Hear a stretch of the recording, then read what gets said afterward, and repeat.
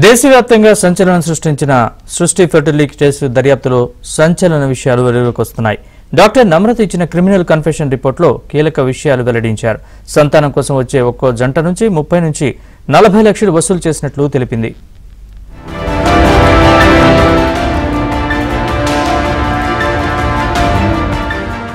సృష్టి fertility hospital పాపాలు ఒక్కొక్కటిగా వెలుగు చూస్తున్నాయి. సృష్టి యాజమాన్యం చేసిన పాపం వైద్య రంగానికి మాయని మచ్చలా మిగిలింది. సంతానం లేని జంటలే టార్గెట్గా డాక్టర్ నమ్రత చేసిన దోపిడీ అంతా ఇంతా కాదు. నేర అంగీకార రిపోర్టులో సంచలన విషయాలు వెలుగులోకొచ్చాయి. వైజాగ్లో ఆంధ్ర మెడికల్ కాలేజీలో మెడికల్ విద్యను అభ్యసించిన నమ్రత 1998లో విజయవాడలో మొట్టమొదటి ఫర్టిలిటీ సెంటర్ను ప్రారంభించినట్లు తెలిపింది. ఆ తర్వాత 2007లో సికింద్రాబాద్లో 2వ బ్రాంచ్ ఏర్పాటు చేసింది. ఫర్టిలిటీ సెంటర్స్ లో భారీగా లాభాలు రావడంతో తల్లి నమ్రత చేసే పనులకు కుమారుడు జయంత కృష్ణ మద్దతు తెలిపాడు.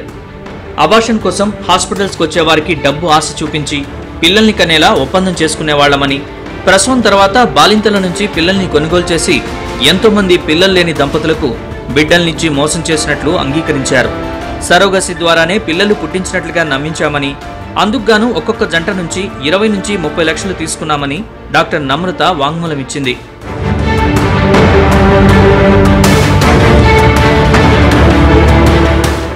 డాక్టర్ నమ్రత అసలు పేరు నీరజ. సృష్టి వ్యవహారం బయటికి రాకముందే నమ్రతపై రాష్ట్ర వ్యాప్తంగా పలు కేసులు నమోదయ్యాయి. ఏపీలోని మహారాణిపేటలో 2020లో నమోదైన కేసులో అరెస్టై రిమాండ్కి వెళ్లి బెయిల్పై విడుదలైంది. జైలు నుంచి విడుదలయ్యాక మళ్లీ తన దందాను మొదలుపెట్టింది. మహారాణిపేటలో 4 కేసులు, విశాఖ 2 టౌన్లో 2 కేసులు, గుంటూరు కొత్తపేటలో 1 కేసు, తెలంగాణలోని గోపాలపురం పిఎస్లో 5 కేసులు నమ్రతపై నమోదయ్యాయి. పేద గర్భిణీల నుంచి ప్రసవం తర్వాత బిడ్డల కొనుగోలులో సంజయ్తో పాటు సంతోషి కీలకంగా వ్యవహరించారని, తన 2వ కుమారుడు లీగల్ గా సహకరించేవాడని తన వాంగ్మూలంలో వెల్లడించింది. ఈ కేసుకు తనకు ఎలాంటి సంబంధం లేదన్న నమ్రత పోలీసులు తమదైన స్టైల్లో విచారించగా పాపాల చిట్టా విప్పింది. సికింద్రాబాద్ ఫర్టిలిటీ సెంటర్లో సూపర్వైజర్ గా పనిచేస్తున్న Krishna, receptionist Padma, telecaller Archana, Mary Sona, nurse Surekha, lab technician Prabhakar, విజయవాడకు చెందిన doctor Madhulatha, doctor Kishore Babu, doctor Karuna, Gandhi hospital anaesthesia doctor Sadanandam ఈ వ్యవహారంలో కీలక పాత్ర పోషించారని ఒప్పుకుంది. పిల్లలు లేని ఎంతో మందిని మోసం చేసి భారీగా కోట్లు కూడబెట్టుకున్నట్లు వాంగ్మూలంలో పేర్కొంది.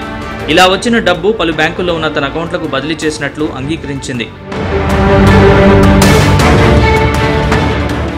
సృష్టి ఫర్టిలిటీ వ్యవహారంలో నమ్రత, ఆమె కొడుకు జయంత్ కృష్ణ చేసిన పాపాలకు లెక్కే లేదు. సరోగసి విధానంలో పిల్లలు పుట్టిస్తామని నమ్మించే తరుణంలో సరోగసికి సంబంధించిన కేస్ షీట్లను ఎవరూ చూడకుండా ఫర్టిలిటీ సెంటర్లోనే ప్రత్యేకంగా ఏర్పాటు చేసిన బాక్స్లో భద్రపరిచినట్లు తెలిపింది. జూబ్లీహిల్స్ లో ఓ ప్రముఖ హాస్పిటల్కు అబార్షన్ కోసం వచ్చే గర్భిణులకు డబ్బు ఆశ చూపి ప్రసవం తర్వాత ప్రతిఫలంగా కొంత డబ్బు చెల్లించి వారి నుంచి పిల్లలను తీసుకుని సరోగసి ద్వారా పుట్టిన పిల్లలుగా జంటల్ని నమ్మించినట్లు తెలిపింది. సృష్టి కేసును సీరియస్ గా తీసుకున్న ప్రభుత్వం ఈ కేసును సిట్ కు బదిలీ చేసింది. ఫర్టిలిటీ సెంటర్స్ తో భారీగా డబ్బు సంపాదించిన నమ్రతపై ఈడీ గురిపెట్టింది. బ్యాంక్ స్టేట్మెంట్లు, ఇప్పటివరకు ఈ కేసు దర్యాప్తు వివరాలు తమకు అందించాలని గోపాలపురం పోలీసుల్ని ఈడీ కోరింది.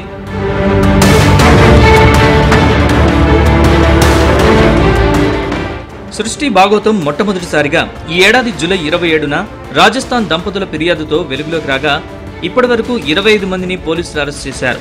నమ్రతపై 2 తెలుగు రాష్ట్రాలతో పాటు దేశవ్యాప్తంగా 15 కేసులు నమోదు కాగా ముందు ఈ కేసులో అనేక పరిణామాలు చోటు చేసుకోవడమే కాకుండా బాధితులు, నిందితుల సంఖ్య పెరిగే అవకాశం ఉందని పోలీసులు భావిస్తున్నారు.